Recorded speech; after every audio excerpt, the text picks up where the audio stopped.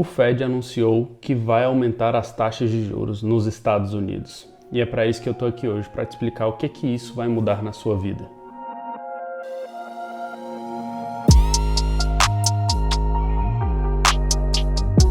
Bom, pessoal, a primeira coisa que a gente deve e tem que entender é que Estados Unidos, Inglaterra, Japão, Alemanha e alguns outros são países de primeiro mundo e que normalmente quando tem algum balanço na economia, devido ao efeito da globalização, todo o resto do mundo sente. Mas quem sente mais? Os países que são países emergentes e países subdesenvolvidos, tá bom? E recentemente o Fed anunciou que vai elevar as taxas nos Estados Unidos com o único intuito de conter a inflação. Os economistas de mercado estimam que essas taxas irão subir de 3 a 4 vezes somente este ano. E até o final de 2023 terão 8 aumentos consecutivos, estimados chegarem ao patamar de 2% de juros ao ano. Se a gente comparar com o Brasil, parece até piada, né? Parece até brincadeira. E esses 2% não são suficientes para cobrir a inflação que hoje está assolando os Estados Unidos, que está na casa de 7%.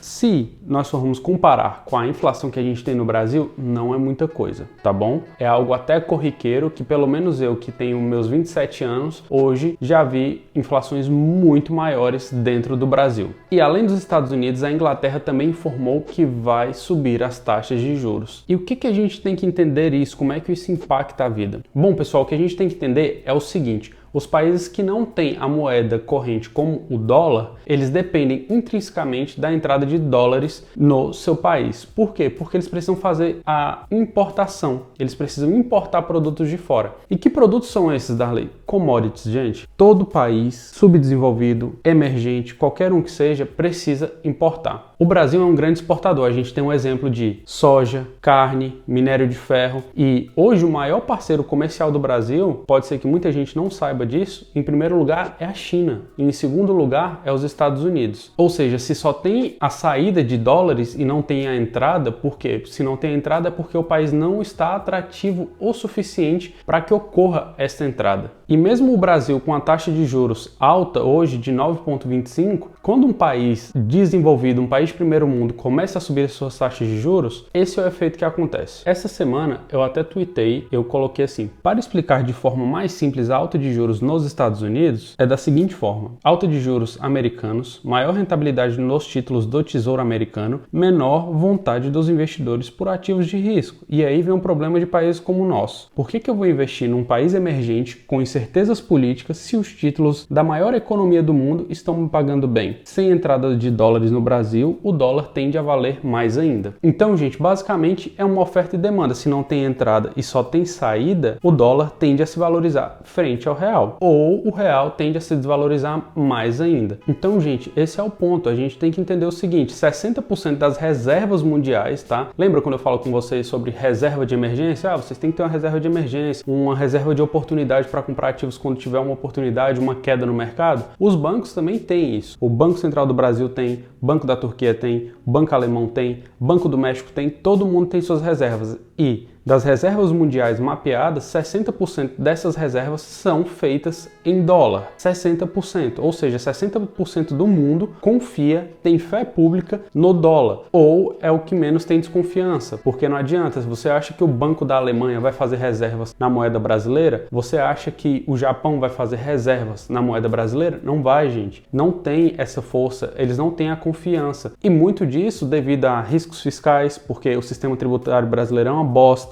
riscos trabalhistas, né, nas empresas, burocracia demais, riscos políticos. Então nada disso ajuda com que o real seja uma moeda realmente conhecida, uma moeda forte para o mundo. Para vocês terem uma ideia da força do dólar, países da zona do euro emitem dívidas em dólar. O Brasil, desde 2008, ele só vem aumentando as suas reservas de dólares, ele só vem aumentando suas reservas de ouro. Por quê? Por que ele não aumenta suas reservas de reais? Porque, gente, não adianta, o real não consegue brigar com o dólar. O dólar tem mais força. E é por isso que eu bato na tecla, vocês têm que investir em dólar. Para vocês terem uma ideia, se você tivesse ficado no negativo, perdido 20% numa empresa, ou melhor, vou dar um exemplo mais palpável, tivesse rendido 1%. Tiveram muitas empresas que tiveram rendimento de 1% nos últimos 2 anos. Vou até procurar procurar uma para colocar aqui. Você ainda assim hoje estaria no lucro, sabe por quê? Porque o dólar ganhou valor em cima do real. Porque há 2 anos atrás o dólar não custava 5,75. O dólar não custava 5,50, 5,60, eu tô falando os valores aqui, onde chegou, né? Chegou a 5,90. Então você ganhou simplesmente por quê? Porque você estava bem posicionado e bem diversificado e estava investindo no exterior. E aqui tem uma coisa engraçada, tá? Olha só, se a bolsa americana despenca, a bolsa brasileira também sofre, tá bom? Eu não sei se vocês lembram, na crise subprime, quando o Lula falou que seria uma marolinha quando fosse chegar no Brasil. E quando chegou, foi aquela coisa, tiveram que tirar fundos, emitir dívida, fazer um monte de coisa para segurar a pancada. E aí, logo após, a economia americana já se recuperando e o Brasil lá sofrendo ainda para não morrer afogado. E aí, quando se recupera, a economia americana se recupera muito mais rápido e o Brasil continua lá nadando, sem saber para onde está indo, vocês me entendem? E aí, quando a bolsa americana vai bem, a Ibovespa nem sempre acompanha. E sabe por quê? Incerteza política, risco tributário, risco trabalhista, burocracia demais, impostos altos, e tudo isso faz com que o Brasil, quando o mundo sofre, ele sofra junto, e quando o mundo vai bem, ele tem a chance de ir bem, mas nem sempre vai bem por causa desses fatores que eu já falei 2 vezes para vocês aqui no vídeo. E gente,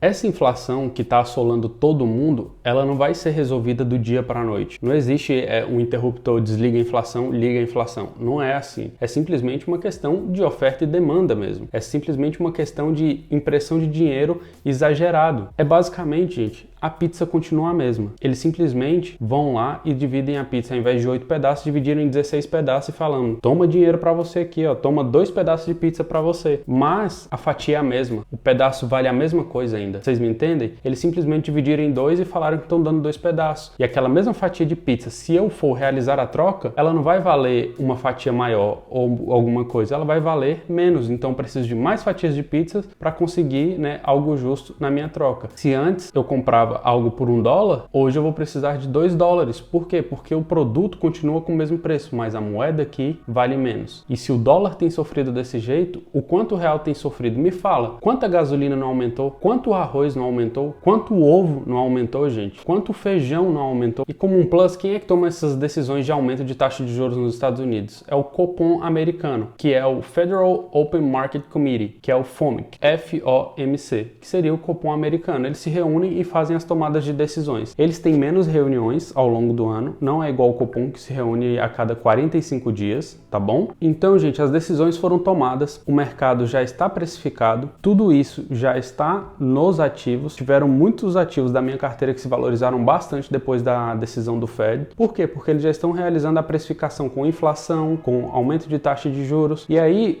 o fuzuê todo acontece por quê? Quando a gente faz um valuation de uma empresa, a gente faz o desconto, né, da taxa de juros. E quando a taxa de juros é maior, o desconto é ainda maior, a empresa passa a valer menos. A gente joga, né, os juros, que é o valor do tempo, não é o valor do dinheiro. A gente joga os juros na conta ao longo de todos os anos que estão sendo calculados dentro do valor dessa empresa, tá bom? Então, isso gera esse fuzuê todo, essa reprecificação das empresas, essa questão de dólar vai para lá, dólar vai para cá, vamos comprar título do Tesouro. E quando você compra títulos pré-fixados, tá? O que acontece foi o que eu falei também nas redes sociais. Eu falei, os títulos de 10 e 30 anos estão sofrendo a maior perda nos últimos 40 anos dentro do mercado americano. Simplesmente por quê? Por causa dessa marcação a mercado. Se o título é pré-fixado, ele está pré-fixado na taxa de juros que era 0 aqui nos Estados Unidos, e agora a taxa de juros vai subir, ou seja, o valor dele já não condiz, né, com a realidade, por isso ele perde todo esse valor dentro do mercado. E pessoal, como é que a gente se protege desse aumento de taxa de juros pelo mundo? O que eu venho sempre falando com vocês, gente, uma carteira bem diversificada protege de muito, de tudo, ela se recupera muito mais rápido, ela tem menos impacto. Então é o seguinte, assim como eu já falei onde investir e como investir em 2022, eu continuo mantendo, porque é isso que eu faço com os meus investimentos, um pouco diferente de vocês, porque eu tenho 100% do capital dolarizado, mas eu faria isso sem nenhuma dúvida. 20% em ações, 25% em FIs, gente, tá com um preço super bom FIs, tem alguns que já estão se recuperando, mas eu acredito que seja um ótimo momento para você investir em fundos imobiliários e ter bons dividendos ali e ir reinvestindo esses dividendos para criar a bola de neve. Ter um caixa, gente, isso é